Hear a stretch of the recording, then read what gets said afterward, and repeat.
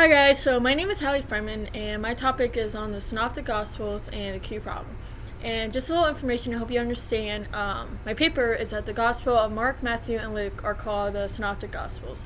And the Q problem is a source that's unknown to us but known to the Gospel writers. So my first article I found was by Christopher John Monaghan, not sure if I pronounced that right, The Synoptic Problem, Where to From Here. And it's a study of the synoptic problem continues with a wide range of hypotheses proposed to explain the relationship of Mark, Matthew, and Luke. And it also explains recent development in synoptic studies, and it then goes on to debate which synoptic relies on the other. And he believes that Mark omitting so much of Matthew and Luke is unlikely due to Mark's less sophisticated Greek. Then he claims that Luke's dependence on Matthew in terms of order and content eliminates him of Q. He also believes that we will truly never know who the Q is, and that it's just too complex and there's just certain limits to things that can be achieved. And he also believes that we do not have access to original work that Mark, Matthew, and Luke had. He believed that over time, just it changed, and he just believes that, what they originally wrote, we just don't have access to. So the second article I found was by David Meehan, The Synoptic Problem and Statistics, a Review. And it finds new evidence for dependence between Matthew and Luke in their use of Mark. And it offers a new analysis of the fact that Luke and Matthew use Mark in different ways, in different sets of passages, and talks about those passages and gives different examples and shows patterns between each of the Gospels and how they rely on each other. And in the next chapter, they find that Matthew and Luke sometimes follow Mark more closely than at other times. They had data that shows sections where it's obvious that they use Mark, and sometimes it's not so obvious, or like they use their own stuff. And then it goes on to state that it's more than likely that it is more natural to explain that Luke knew both Mark and Matthew. And so the third article I found was Vincent Branick, Understanding the New Testament and Its Message. And it gives the reader a deeper look into New Testament and its message to us.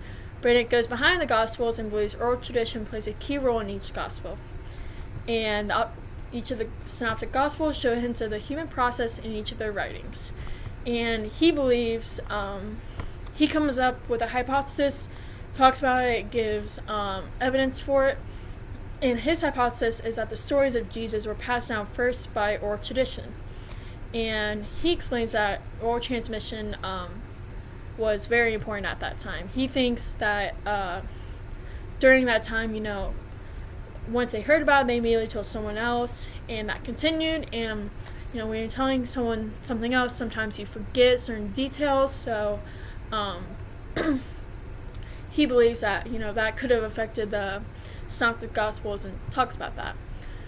So the fourth article I found was by Jordan Henderson, Joseph's Life and Jewish War Compared to the Synoptic Gospels. And Henderson's article debates on what our focus should be when reading each Gospel. He also discusses how we now view the Synoptic Gospels and discusses biographies in each one. And he uses Joseph's Life and Jewish War, which are two books, as a case study, and found that the two works under consideration have a lot of material in common and have a range of divergence, and gets a point of view of comparison among the ancient biographies written. And he also believes that in the Synoptic Gospels that we do not see as much variation, leading us to question if it would be accepted in the genre of ancient biography, which is what he thinks we should be focused on when reading the Gospels. So the fifth work I found was by David Sim, The Synoptic Gospels. And it's a study that provides an overview of the Synoptic Gospels and eventually focuses on each one in depth and discusses significant themes found in each one.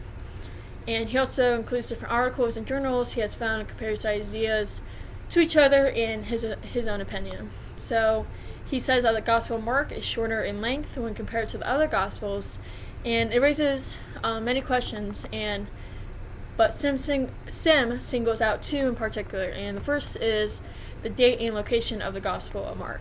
Traditionally, Mark was located in Rome and dated to the mid-60s, It was immediately after the death of Peter. However, many scholars believe that he was much closer to his Jewish homeland and was actually written in light of the Jewish revolt against Rome. And if this were to be true, it would change the date it was believed to be written. Then, with the Gospel of Matthew, many scholars argue that his community identified themselves as Jews, while other scholars argue that the use of synagogues suggests that the group had broken away from contemporary Judaism. Then finally, with the Gospel of Luke, it is not as popular as the other two, and Luke's two books tell a single continuous story. His Gospel is more concerned with the notions of wealth, poverty, and disadvantage and privilege than any of the other Gospels. He also differs in how he has displays women in that and how he just portrays them. So my other annotated book is by Spencer Scott, Follow Me, the Imperious Call of Jesus in the Synoptic Gospels. And in this article, Spencer concentrates on 3 of the 5 Follow Me scenes in each of the Gospels, and he discusses other events and actions linked to the Follow Me scenes. And he starts off by saying that the Follow Me scenes capture the cost and commitment of discipleship demanded in the Gospels. However, the image of Jesus telling each of them to follow him are somewhat, he believes, relatable to Caesar or Herod in Jesus' day. And he believes that's the case as Jesus summoned these people to just drop everything and follow his way like Caesar's monarch ways. And so that's one of his beliefs. Spencer's beliefs is that he thinks it's kind of like Caesar in that way, just demands people to just drop everything, which I thought was pretty interesting. I never really thought to compare that. He also starts off by describing Jesus' first public act of ministry, which in Matthew and Mark, when he asks 2 fishermen to follow him and continues to tell more fishermen the same message, and they comply and follow him. Then the other Follow Me scene is when Jesus targets a tax collector named Levi when he was walking by the sea, and he gets up and goes with him. Then the last Follow Me scene is when a seeker goes up to Jesus and offers to follow him, but Jesus does not reply. And so he recognizes the pattern that whatever Jesus say happens, and he talks about that, gives his own opinion about it. So another article that I found was by Donnie Don of the Gospel of Luke, a tapestry of God's mercy, and it discusses the Gospel of Luke and discusses major events that happened in it and the events that happened with Jesus, and compares his passages with the other Synoptic Gospels. And he also quotes Pope Francis that he spoke of Luke as the Gospel of mercy. And so the Gospel of Luke invites the reader into the world of Testament images and themes, and it shows a more saving, compassionate God than the other Gospels. And he talks about that, gives examples, and he believes mercy plays a key role because he describes, Gospel of Luke describes showing mercy to your foes, and that mercy is another way to get into the family of God.